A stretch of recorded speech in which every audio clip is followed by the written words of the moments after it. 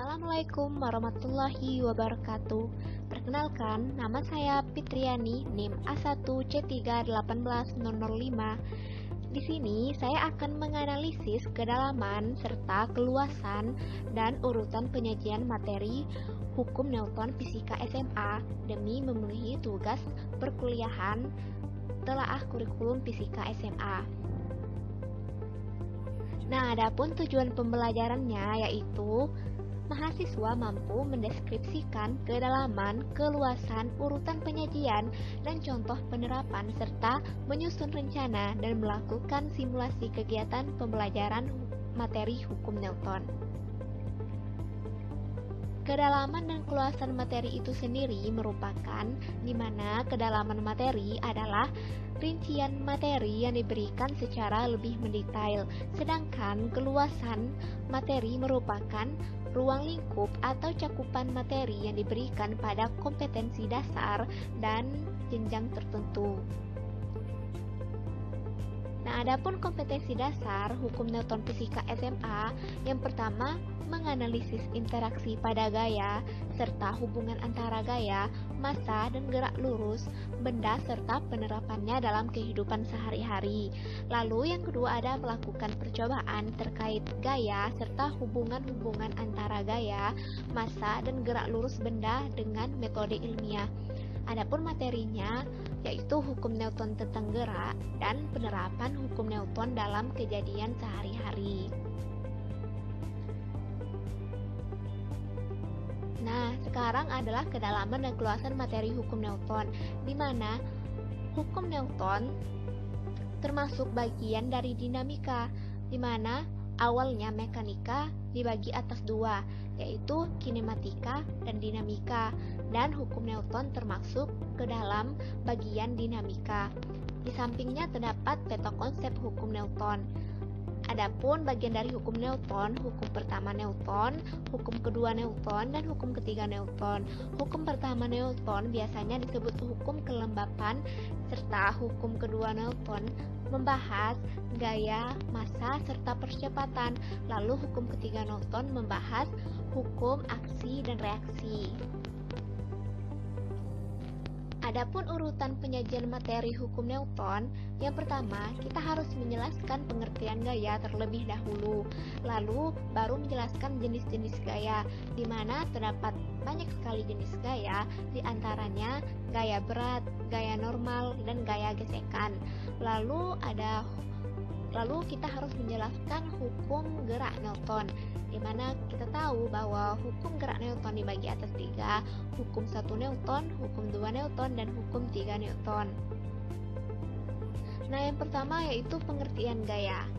Gaya adalah tarikan atau dorongan yang terjadi pada suatu benda, di mana gaya ini menimbulkan perubahan posisi, gerak, atau perubahan benda, dan gaya memiliki nilai dan arah sehingga masuk ke dalam besaran vektor.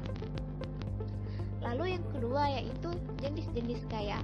Yang pertama ada gaya berat, di mana gaya berat dilambangkan dengan huruf W, di mana rumusnya W sama dengan M dikali G, di mana gaya berat adalah gaya yang disebabkan oleh gravitasi yang berkaitan dengan massa benda tersebut. Lalu yang kedua, gaya normal atau biasa dilambangkan dengan N, di mana biasanya N sama dengan gaya W. Adapun pengertian dari gaya normal adalah gaya yang timbul akibat adanya interaksi antara partikel-partikel gaya normal terjadi pada dua benda yang bersentuhan. Lalu yang terakhir ada gaya gesekan. Gaya gesekan adalah gaya yang berarah melawan gerak benda atau arah kecenderungan benda bergerak. Gaya gesek muncul apabila ada dua benda yang bersentuhan, di mana biasanya gaya gesek dilambangkan dengan Fs dengan rumus Fs sama dengan Us dikali N atau N-nya gaya normal. Gaya kecil dari gaya gesek maka benda diam. Apabila gaya besar dari gaya gesek artinya benda bergerak. Nah, yang selanjutnya yaitu hukum 1 Newton. di mana hukum 1 Newton ini menyatakan sebuah benda tetap pada keadaan yang diam atau bergerak dengan kecepatan tetap kecuali ia dipengaruhi oleh satu gaya tidak seimbang atau gaya eksternal, di mana gaya netonya sama dengan gaya resultan. Adapun persamaan hukum 1 Newton yaitu sigma F sama dengan 0. Jika resultan gaya yang bekerja pada suatu benda adalah 0, berarti ada dua kemungkinan yang dialami benda tersebut. Yang pertama, benda diam atau kecepatan sama dengan 0 dan benda bergerak lurus beraturan, kecepatan sama dengan konstan. Adapun penerapan hukum 1 Newton dalam kehidupan kita sehari-hari seperti yang terlihat pada gambar, yang dimana mobil semulanya diam, lalu mobil digas secara tiba-tiba, maka mobil tiba-tiba bergerak.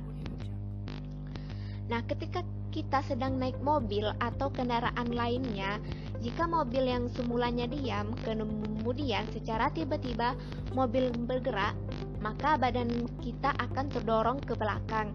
Akan tetapi, jika semula mobil melaju kencang kemudian direm mendadak, maka badan kita akan terdorong ke depan. Peristiwa itu terjadi karena badan kita berusaha mempertahankan keadaan awalnya. Nah, lalu hukum 2 Newton, di mana hukum 2 Newton ini menyatakan bahwa jika satu gaya atau lebih bekerja pada suatu benda, maka percepatan yang dihasilkannya berbanding lurus dan searah dengan resultan gaya dan berbanding terbalik dengan massa benda. Adapun persamaan hukum 2 Newton yaitu sigma F sama dengan M dikali A, di mana sigma F merupakan resultan gaya, M adalah massa benda, serta A percepatan bendanya. Nah, seperti gambar di samping, ketika dua benda, misalnya massa berbeda-beda, jika ditarik tentunya akan terasa ringan menarik batu yang massanya lebih kecil. Sedangkan pada batu yang besar, maka membutuhkan gaya yang lebih besar untuk menggerakkannya. Artinya di sini resultan gayanya dipengaruhi oleh massa dan percepatan bendanya. Lalu yang ketiga, hukum 3 Newton, di mana hukum 3 Newton ini menyatakan bahwa jika suatu gaya atau aksi diberikan pada suatu benda, maka benda tersebut akan memberikan gaya reaksi yang sama, besar, dan berlawanan arah dengan gaya yang diberikan, di mana persamaan hukum 3 Newton, F aksi sama dengan min F reaksi. Dua gaya yang merupakan gaya aksi reaksi jika kedua gaya tersebut memiliki sifat-sifat sebagai berikut. 1. Sama besar, 2. Berlawanan arah, dan 3. Terjadi pada dua objek atau benda yang saling berinteraksi. Contohnya, ketika kita menginjakkan kaki kita ke tanah, berarti kita memberikan sebuah gaya dorong terhadap tanah tersebut. Gaya yang kita berikan kepada tanah ini merupakan gaya aksi. Kemudian, sebagai respon dari gaya aksi yang kita berikan, maka tanah memberikan gaya dorong ke kaki kita, membuat kaki kita bisa terangkat. Nah, gaya dorong yang diberikan tanah ini adalah gaya reaksi. Nah, sekian analisis kedalaman dan keluasan serta urutan penyajian materi hukum Newton yang dapat saya sampaikan. Lebih dan kurangnya saya mohon maaf, dan semoga videonya bisa bermanfaat untuk kita semua.